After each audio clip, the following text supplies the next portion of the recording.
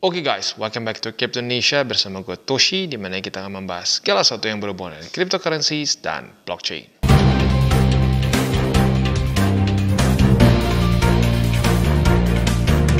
Oke, dan sekarang kita kembali ke meme coins. Dan kita bisa lihat di sini dalam 24 jam terakhir market cap mereka turun sebesar 2,11%. Dogecoin dikoreksi sebesar 2,24%, Shiba Inu koreksi sebesar 2,78%, dan PP koreksi sebesar 2,66%. Yang dalam 7 hari terakhir paling parah adalah Shiba Inu di top 3-nya ya. Jadi Shiba Inu koreksi sebesar 13,14%. Oke, sebelum kita mulai seperti biasa, gue akan disclaimer dulu bahwa semua konten dari TCI bukanlah financial advice. Ini semua bentuknya adalah edukasi. Dan gue pribadi melihat meme coins ini adalah sebagai peluang jangka pendek sampai menengah. Kalau pendek kebayang lah orang ya. Hold beberapa hari, udah kena target TP, ya TP gitu ya. Biasanya itu lebih ke futures. Nah, jangka menengah apa? Jangka menengah ini adalah kita boleh hold sampai cycle ini beres, jangan dibawa ke cycle selanjutnya. Maksudnya gimana bang? Dogecoin masih bagus tuh, masih ranking 8. Ya, coba kita lihat ya. Kalau lu pegang Doge dibandingkan lu dengan pegang BTC ya. Di Dogecoin kalau lu pegang dan lu kurang beruntung misalkan, waduh gua akumulasi kena FOMO si Elon Musk waktu itu ya, lu beli di pucuk gitu. Lu beli di pucuk ke harga tinggi kemarin itu masih minus berapa? Sekitar 69%-an. Kalau lu mau buletin biar gampang 70%. Berarti lu udah berapa tahun lu hold masih minus sekitar 70% dari pucuk lu. Gitu. Jadi dibandingkan dengan BTC yang sudah ketemu new all time high ya, atau ya anggap kalau mau fair banget harga sekarang gitu ya, harga sekarang itu pun lu masih baru minus sekitar 3%-an begitu. Jadi makanya kenapa gue bilang kalau sampai amit-amit lu mau lupa TP gitu atau hilaf TP gitu ya, lebih baik hilaf TP di BTC atau Ethereum, jangan di meme coins karena lu bisa lihat hasilnya. Dogecoin lu masih minus sekitar 70%.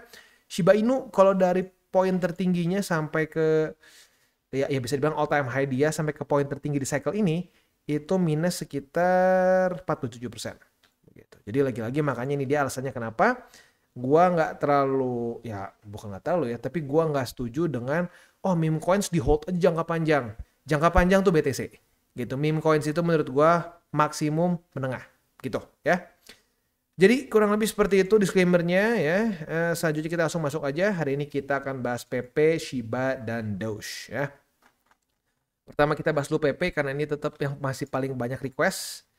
Kita bisa lihat di sini sudah terjadi retest 1, retest 2 di MA50 sebenarnya dari tanggal 15 Juni kemarin. Kalau lu kemarin ngikutin ya kalau lu pemahamannya sama kayak gue lah minimal ya. Ada data penting dari US lu tutup, kemungkinan besar lu udah profit. Tapi kalau lu agresif nunggu target TP di 0,0001279 ya berarti sekarang dalam kondisi ya masih profit sih tapi tipis-tipis begitu. Dan kita bisa lihat besok. Kalau buat lu yang konservatif harusnya udah beres, udah TP. Buat yang agresif kita lihat kalau besok daily close di bawah dari MA50 maka tutup posisi gitu ya. Nah, untuk posisi shortnya masih sama setupnya.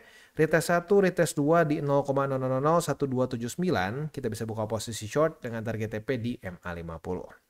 Posisi spotnya sekarang tinggal tersisa di MA50 saja untuk PP. Yaitu di angka 0,000160. Ya. Next kita masuk ke Shiba. Untuk Shiba Inu, kita kondisinya itu posisi short kita udah kena target TP ya. Retest 1, retest 2 di 0,002105. Kita sudah punya posisi short hari ini dan langsung kena juga ya. Berarti kita sudah profit sebesar 3,5%-an. Asik ya. Posisi longnya gimana? Posisi longnya kita lihat besok. Kalau besok daily closing di atas dari 0,002029, maka kita bisa limit posisi long. Retest kedua otomatis kebuka posisi longnya dan target TP tinggal kita balik logikanya di 0,000105. Untuk posisi spot sebenarnya kemarin jebol, ini struktur baru. Jadi ya bisa dibilang ini deh. Ini buy limit kedua di 0,002029 ya dan buy limit ketiga di 0,001858 atau di MA200. Next kita masuk ke Dogecoin. Untuk Dogecoin dia masih ranging di daerah 0,142 sampai 0,1300 ya. Apabila terjadi retest 1, retest 2 di 0,130 ya, kita bisa buka posisi long dengan arguably target TP-nya boleh di sini nih ya. Ini satu struktur support baru walaupun nggak terlalu kuat tapi bolehlah bisa jadi target TP. Atau kalau mau lebih agresif target TP-nya boleh di 0,14213. Tinggal lu pilih aja ya. Posisi spotnya berarti ya tinggal 2 buy limit pertama, buy limit kedua di 0,13000 dan buy limit ketiga di 0,12729. Itu kurang lebih untuk 3 pembahasan kita secara TA ya. Jangan lupa ya bahwa pembahasan mau meme coins mau DCWT sesi kedua itu bukanlah financial advice untuk lu beli. No ya, itu tergantung request. Apabila ada yang request gua bantu charting gitu. Ya, jadi bukan berarti kalau gua bahas di DCWT sesi 2 atau di meme coins berarti gua punya. Enggak ya, enggak seperti itu. Ada yang request, kalau cukup banyak demand-nya gua akan bantu secara TA. Nah, selanjutnya untuk pre-sale kita ada Golden Cobra ya. Ini udah fase ketiga, terakhir kali kita bahas itu kayaknya masih fase 2 atau 1 ya. Buat lo yang pengen beli ya bisa tinggal connect wallet aja ya. Tapi sekali lagi untuk pre-sale-nya gue ingatkan ya, ini untuk orang-orang yang memang siap dengan resiko lebih besar. Karena pre-sale otomatis akan lebih volatile ya. Salah satu cara untuk bisa meminimalisir resikonya adalah dengan cara lu memperkecil alokasinya. Jadi ya lu mungkin maksimum 5% untuk presale ya, bukan satu presale 5%, tapi maksimum untuk semua presale itu 5% ya. Untuk Golden Cobra ini gue sebenarnya udah pernah bahas dulu ya. Ini intinya adalah suatu meme coins. Kali ini bentuknya ular ya. Nah, kedepannya kan ada play to earn, di mana play to earn-nya itu kurang lebih mirip-mirip kayak ini ya, kayak main game Snake di Nokia zaman dulu ya. Nah, ya buat lu yang masih ingat zaman Nokia, kalau buat yang generasi sekarang mungkin nggak tahu ya. Nah, kedepannya akan ada seperti itu.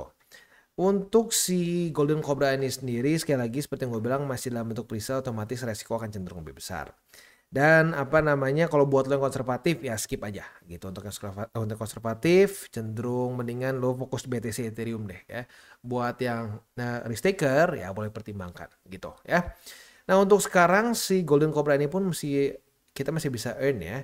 Kita masih bisa ada staking juga di dalamnya. Jadi buat lo yang tertarik ya silakan bisa ikutan. Sekali lagi untuk staking ini tuh sekarang udah kayaknya masih ini deh. Masih bisa tapi udah dalam kondisi kayaknya kalau nggak salah lagi ini deh, lagi stop dulu deh. Tapi intinya kalau buat lo yang pengen nanti bisa ditungguin aja, bisa ikutan presale ya. Oke, itu kurang lebih untuk presale ya. Selanjutnya ya mungkin gue harus ke reminder lagi bahwa pada faktanya ya meme coins ini sekali lagi kita itu boleh banget profit dari meme coins. Gue pribadi pun profit itu sampai belasan ribu persen dari meme coins. Tetapi porto meme coins gua itu minoritas. Gitu nggak sampai lebih dari 10% ya. Jadi ya walaupun misalkan belasan ribu nggak akan ngalahin dari cuan dari BTC gitu. Tapi ya dengan seperti itu resiko kita akan lebih kecil gitu karena alokasi kita nggak terlalu besar ya maka resiko kita juga nggak akan terlalu besar.